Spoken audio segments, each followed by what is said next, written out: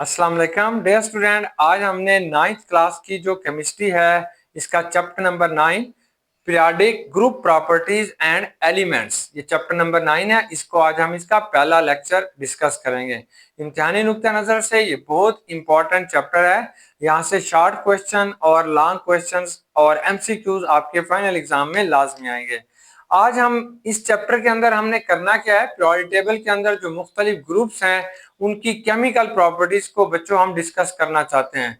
आज जिस ग्रुप की हम केमिकल प्रॉपर्टीज को स्टडी करेंगे वो ग्रुप फर्स्ट है, properties of group 1A elements. जो ग्रुप नंबर 1A के एलिमेंट्स होते हैं उनकी प्रॉपर्टीज क्या है उसको बच्चों आज हमने डिस्कस करना है।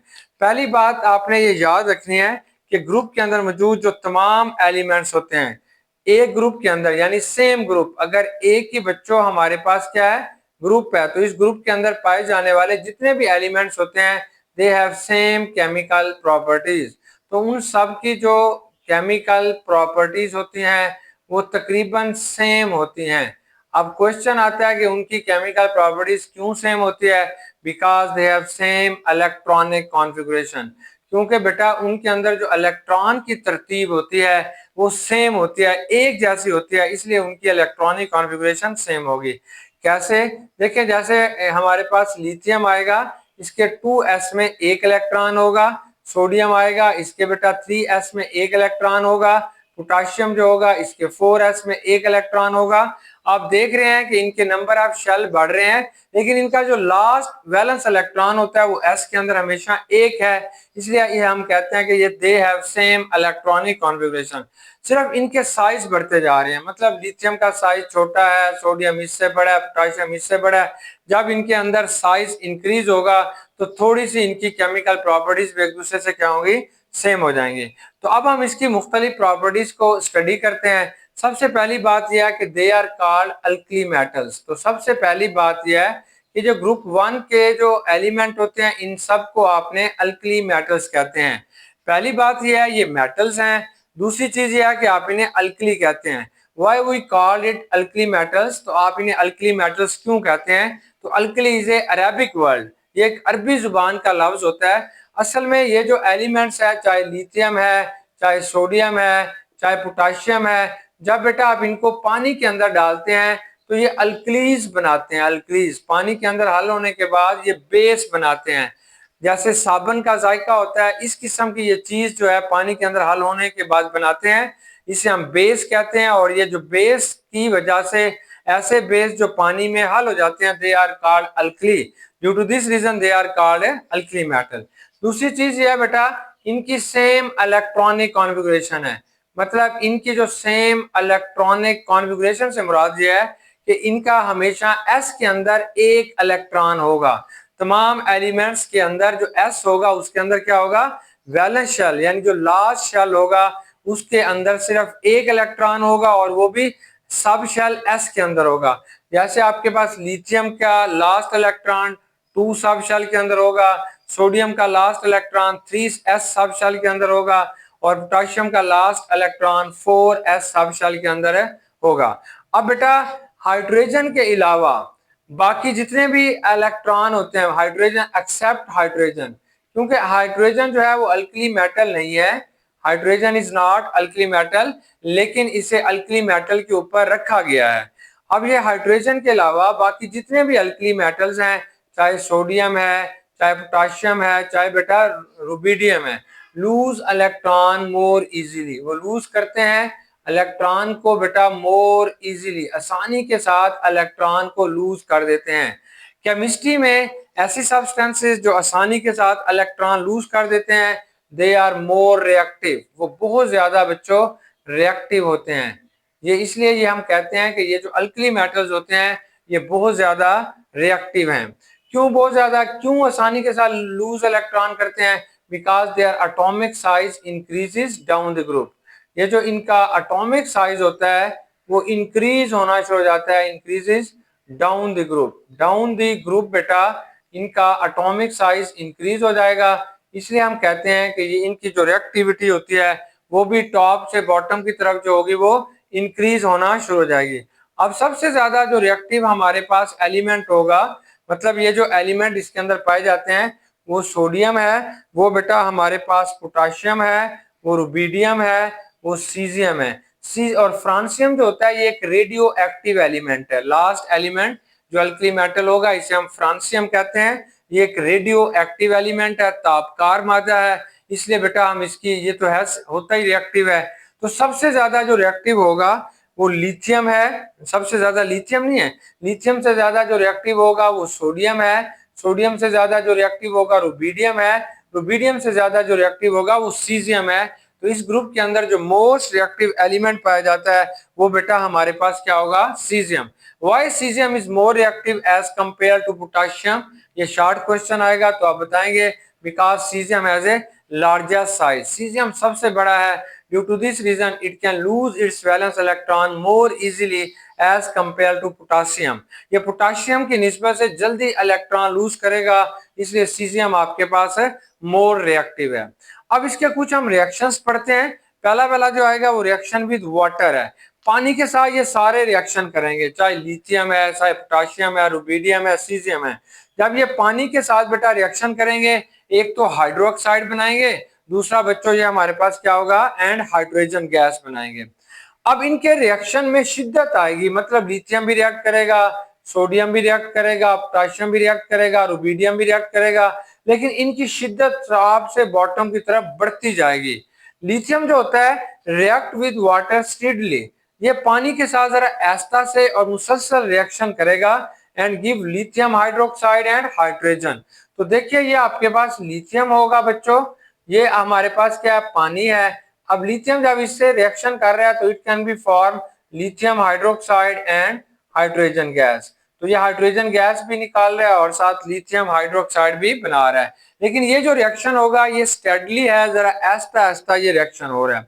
अगर सोडियम का रिएक्शन कराया जाए तो सोडियम रिएक्ट विद वाटर विग्रोसली, ये पानी के साथ जरा ज्यादा शिद्दत से, ज्यादा जोर से रिएक्शन करेगा, विगोरसली रिएक्शन करेगा। तो इसके नतीजे में it can be form sodium hydroxide plus बच्चों हाइड्रोजन। अगर आप पोटाशियम का रिएक्शन देखना चाहते हैं तो ये वायोलेंटली रिएक्ट करेगा। वायोलेंटली का मतलब है बहुत ज्यादा शिद्दत से, बहुत तेजी के साथ ये पानी को देखेगा, ऐसे लपकेगा, झपकेगा, बड़ी तेजी से उसके साथ रिएक्शन करेगा। अगर आप सीजियम को देखना चाहते हैं तो इससे भी ज्यादा तेज रिएक्ट करेगा। अब यहां से एमसीक्यूज आएगा, which one react more vigorously with water, which one react more violently with water. तो आपने देखना है कि लिथियम जो है वो जरा आहिस्ता रिएक्शन करता है, सोडियम उससे तेज करता है, पोटाशियम उससे तेज करेगा, सीजियम उससे भी तेज करेगा। यानी टॉप से बॉटम की तरफ जो इनकी रिएक्टिविटी है विद वाटर वो बेटा इंक्रीज होना शुरू हो जाती है। अब सेकंड जो इसका रिएक्शन आता है वो सेम ऐसे ही है कि रिएक्शन विद हैलोजेंस, कि आपने इनको हैलोजेंस के साथ रिएक्शन कराना है। अब लिथियम जो होगा जब ये हैलोजन के साथ रिएक्शन करता है तो it can be form lithium chloride. तो ये लिथियम क्लोराइड बनेगा, इसे आप हीट करेंगे तब ये रिएक्शन होगा, और ये बड़ा वायलेंटली, बड़ा जो है सॉफ्टली होगा, स्टेडली होगा, बड़ा आहिस्ता आहिस्ता ये रिएक्शन होगा लिथियम का। अगर आपने सोडियम का रिएक्शन कराना चाहते हैं तो ये विगोरसली होगा, बड़ी शिद्दत के साथ होगा, बड़ी तेजी के साथ होगा। तो इस चीज को आप कहते हैं विगोरसली। तो बड़ी शिद्दत के साथ ये उसके साथ रिएक्शन करेगा sodium, and it can be form sodium chloride, ये सोडियम क्लोराइड बनाएगा। जो पोटाशियम है इसका रिएक्शन इससे भी ज्यादा तेज होगा, इसे हम वायलेंटली कह रहे हैं कि बड़ी शिद्दत से इसने रिएक्शन करना है, ये हीट होगा बेटा, और ये बड़ी वायलेंटली इसका रिएक्शन हो रहा है, and it can be form potassium chloride. तो ये बच्चों हमारे पास जो है ये पोटाशियम क्लोराइड बना रहा है। अब हमारे पास ये एक्सरसाइज है, ये भी आपके पास क्वेश्चन आ सकता है कि ऑक्सीजन के साथ ये कैसे रिएक्शन करते हैं।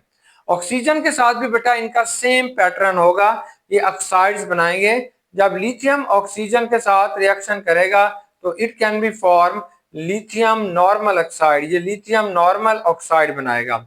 सोडियम जो इसके साथ बेटा रिएक्शन करेगा तो इट कैन बी फॉर्म पर ऑक्साइड। सोडियम ने जो ऑक्सीजन के साथ रिएक्शन करना है ये पर ऑक्साइड बनाएगा। जो पोटाशियम जब बेटा ऑक्सीजन के साथ रिएक्शन करता है तो ये पोटाशियम सुपर ऑक्साइड बनाता है। तो ऑक्सीजन के साथ भी इनका रिएक्शन टॉप से बॉटम की तरफ शिद्दत में इजाफा हो रहा है। अब इंटरेस्टिंग इंफॉर्मेशन ये है कि अगर आपने लिथियम को लेते हैं, या सोडियम को लेते हैं या पोटाशियम को लेते हैं, और इसको पानी के अंदर अगर आप डालते हैं तो ये उसके ऊपर फ्लोट करना शुरू कर देते हैं। यानी पानी के ऊपर जो है अगर आप सोडियम को डालते हैं तो ये तैरना शुरू कर देता है, जैसे कश्ती तैरती है। कागज अगर किसी पानी के ऊपर डालें तो वो फ्लोट करेगा, तैरना शुरू कर देगा। तो ये शॉर्ट क्वेश्चन आएगा वाई लिथियम, ये बेटा आपके पास शॉर्ट क्वेश्चन आएगा वाई सोडियम। वाई सोडियम, क्यों ये सोडियम जो होता है float over surface of water, float over surface of water, कि ये पानी के ऊपर क्यों तैरता है। ये जो सोडियम है ये बेटा हमारे पास पानी के ऊपर है, क्यों तैर रहा है, इसकी रीजन बताएं। तो आमतौर पर ये जो सोडियम है it has a low density, इसकी बेटा हमारे पास क्या होगी, लो डेंसिटी होती है, इसकी डेंसिटी कम होती है as compare to water, as compare to water. पानी की निस्बत से लिथियम, सोडियम और पोटाशियम की जो डेंसिटीज होती हैं वो हमारे पास क्या होंगी बेटा, कम होती है। अब ये जो सोडियम है, सोडियम की जो डेंसिटी होती है वो बेटा 0.97 ग्राम पर सेंटीमीटर क्यूब है।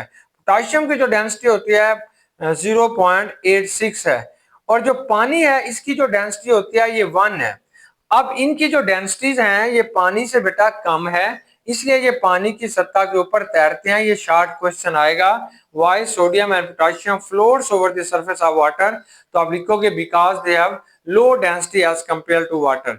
जिनकी डेंसिटी कम होती है वो बेटा पानी की सतह के ऊपर तैरेंगे। जैसे बर्फ होती है, बर्फ वो पानी की सतह पे क्यों तैरती है, because they have low density, ice has a low density as compare to water. अब नेक्स्ट क्वेश्चन आएगा व्हाई, व्हाई क्यों बेटा ये जो रुबिडियम होती है सिंक्स, सिंक का मतलब है डूब जाना, सिंक डाउन इनटू वाटर, ये पानी के अंदर क्यों डूब जाता है, क्यों डूब जाएगा। वजह यह है कि पानी की डेंसिटी जो होती है, वाटर की डेंसिटी जो होती है वो बेटा 1 है, रुबिडियम की जो डेंसिटी होती है वो 1 से ज्यादा है, 1.5 के करीब होती है। तो इसकी डेंसिटी क्योंकि 1 से ज्यादा है, ड्यू टू दिस रीजन, यही वजह है कि ये जो रुबिडियम होगा ये पानी के अंदर जो है वो डूब जाता है, जबकि सोडियम की डेंसिटी कम है। सोडियम जो होगा ये पानी की सतह के ऊपर बेटा तैरना शुरू कर देता है। अब इनकी कुछ प्रॉपर्टीज हमने ग्रुप के अंदर देखनी है कि ग्रुप के अंदर इनकी प्रॉपर्टीज पे क्या असर हो रहा है, वो हम स्पेशली देखना चाहते हैं साइज का इनके ऊपर क्या असर होगा। देखिए हमारा जो पहला पहला एलिमेंट होता है वो बच्चों लिथियम है, फिर ये सोडियम है, फिर ये पोटाशियम है, रुबिडियम है, सीजियम है। फ्रांसियम को हम इसलिए नहीं लिखते क्योंकि because it is a radio active element. तो अगर आप ग्रुप के अंदर देखना चाहते हैं तो इनके जो एटॉमिक साइज होते हैं वो इंक्रीज होना शुरू हो जाते हैं, atomic size increases, atomic size जो होगा वो इंक्रीज होना शुरू हो जाता है, बढ़ना शुरू हो जाता है down the group, down the group. अगर आप ग्रुप के अंदर जाना चाह रहे हैं, टॉप से बॉटम की तरफ जा रहे हैं, तो इनके एटॉमिक साइज इंक्रीज हो जाएंगे। कैसे, जैसे ये सोडियम होगा, ये सॉरी लिथियम होगा, इसका साइज सबसे छोटा है, सोडियम का साइज इससे बड़ा है, पोटाशियम इससे बड़ा होगा, इसके एटम के साइज जो होते हैं वो इंक्रीज होना शुरू हो जाते हैं, बढ़ना शुरू हो जाते हैं। जब बच्चों इनके एटॉमिक साइज बढ़ जाते हैं फिर क्या होगा कि जैसे ये लिथियम है, ये सोडियम है, तो इनके ये जो एटम है इनके दरमियान में जो फोर्स ऑफ अट्रैक्शन होती है वो डिक्रीज होना शुरू हो जाती है। तो इसे हम कहते हैं inter atomic, inter atomic, inter atomic force of attraction decreases. तो इनके दरमियान में ये जो inter atomic force of attraction है वो डिक्रीज होना शुरू हो जाएगी, ये कम होना शुरू हो जाती है। Inter atomic forces of attraction क्या हो जाएगी, इनकी कम हो जाएगी। जब ये इंटर एटॉमिक फोर्सेस कम हो जाएगी तो इसकी वजह से दो इसकी नई प्रॉपर्टीज सामने आएंगी। एक तो ये डाउन द ग्रुप सॉफ्ट होना शुरू हो जाएंगे, सॉफ्ट मतलब ये नर्म होना शुरू हो जाएंगे। फॉर एग्जांपल सोडियम को जरा तोड़ना या किसी चीज से काटना थोड़ा मुश्किल होगा, लेकिन पोटाशियम इसकी निस्बत से थोड़ा ज्यादा सॉफ्ट होगा, आप चाकू के साथ किसी चीज के साथ आसानी से काट सकते हैं। रुबिडियम इससे ज्यादा सॉफ्ट होगा। तो वो आपको पूछेगा कि इनमें से कौन सा अल्कली मेटल ज्यादा सॉफ्ट है, ये एमसीक्यूज आएगा, मतलब सोडियम दे के, पोटाशियम दे के, रुबिडियम दे के पूछता है कौन ज्यादा सॉफ्ट है, तो आप बताओगे रुबिडियम ज्यादा सॉफ्ट है। जब ये ज्यादा सॉफ्ट होना शुरू हो जाएंगे तो इनके बेटा आमतौर पर मेल्टिंग पॉइंट भी डिक्रीज होना शुरू हो जाएंगे, melting point decreases down the group. तो मेल्टिंग पॉइंट भी बच्चों टॉप से बॉटम की तरफ क्या हो जाएंगे, डिक्रीज हो जाएंगे, डिक्रीज। सॉफ्टनेस क्या होती है, इंक्रीज होती है। ये सॉफ्टनेस आप बताओगे ये हमारे पास इंक्रीज होना शुरू हो जाती है और इनके मेल्टिंग पॉइंट डिक्रीज होना शुरू हो जाएंगे। अब मैंने इनके बॉइलिंग पॉइंट क्यों नहीं कहे, तो बच्चों बॉइलिंग पॉइंट सिर्फ लिक्विड्स के होते हैं, सॉलिड के मेल्टिंग पॉइंट है, ये सारे सॉलिड हैं, इसलिए इनके melting point down the group क्या हो जाएंगे, डिक्रीज हो जाएंगे। कैसे, देखिए लिथियम का मेल्टिंग पॉइंट सबसे ज्यादा है 180 है, सोडियम इससे बड़ा है 98 डिग्री सेंटीग्रेड है, पोटाशियम का 64 डिग्री सेंटीग्रेड है और रुबिडियम का 39 डिग्री सेंटीग्रेड है और सीजियम का 28 डिग्री सेंटीग्रेड है। मामूली सा टेम्परेचर दोगे यानी रूम टेम्परेचर पे रखोगे ये पिघल जाएगा, या अपने हाथ पे रखोगे, आपके हाथ का टेम्परेचर भी 37 डिग्री सेंटीग्रेड है तो ये फौरन बेटा हाथ पे पिघल जाएगा। लेकिन हाथ पे रखना नहीं है क्योंकि because it is a very reactive, आपके हाथ पे जो थोड़ा सा पसीना आया होगा उससे रिएक्ट करेगा और आपके हाथ को जला के रख देगा। तो inter atomic forces of attraction जो होती है वो डिक्रीज हो जाती है, सॉफ्टनेस इंक्रीज हो जाती है और मेल्टिंग पॉइंट भी डिक्रीज हो जाता है। अब हम देखते हैं कि डेंसिटी क्या चीज होती है, डेंसिटी के ऊपर क्या असर होगा जब इनका साइज इंक्रीज हो गया। मतलब ये जो एटॉमिक साइज है, एटम का जो साइज होता है, एटॉमिक साइज इंक्रीजेस, ये जो एटॉमिक साइज है बेटा वो इंक्रीज हो रहा है down the group, down the group. अगर आप टॉप से बॉटम की तरफ जा रहे हैं तो एटॉमिक साइज इनका इंक्रीज हो रहा है, तो डेंसिटी के ऊपर क्या असर होगा। तो आप जानते हैं बेटा जब टॉप से बॉटम की तरफ आप चलेंगे तो नंबर ऑफ इलेक्ट्रॉन बढ़ेंगे, नंबर ऑफ इलेक्ट्रॉन भी इंक्रीज होंगे, नंबर ऑफ प्रोटॉन भी इंक्रीज होंगे, प्रोटॉन भी बढ़ना शुरू हो जाएंगे।